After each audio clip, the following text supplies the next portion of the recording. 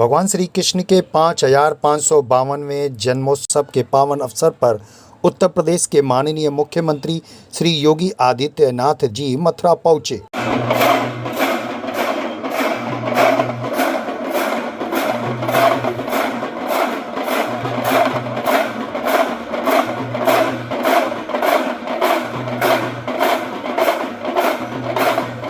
श्री कृष्ण जन्माष्टमी के अवसर पर शनिवार को मुख्यमंत्री योगी आदित्यनाथ ने श्री कृष्ण जन्म स्थान पर दर्शन कर पूजा अर्चना की और जन्माष्टमी की बधाई देते हुए कहा कि देश और दुनिया के अंदर कहीं भी सनातन धर्म को मानने वाले निवास करते हैं और हमारे कान्हा के प्रति श्रद्धा का भाव रखते हैं, उन सबको मैं हृदय से बधाई देता हूँ।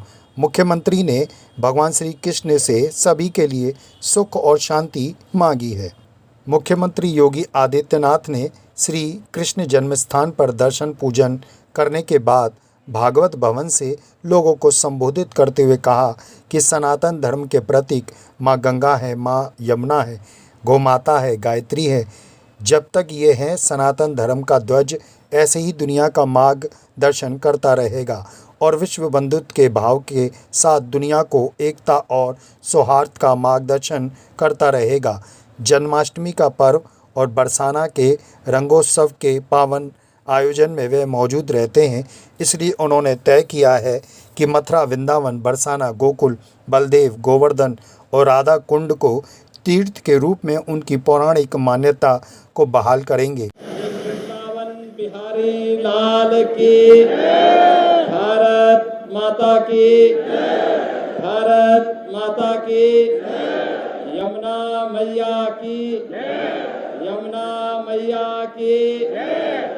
बहनों और भाइयों, आज पावन जन्माष्टमी का शुभ आयोजन है।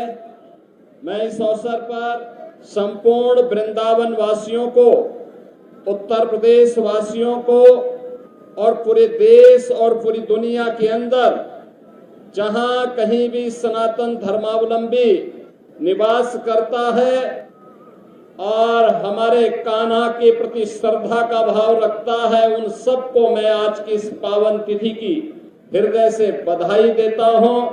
और उन सबके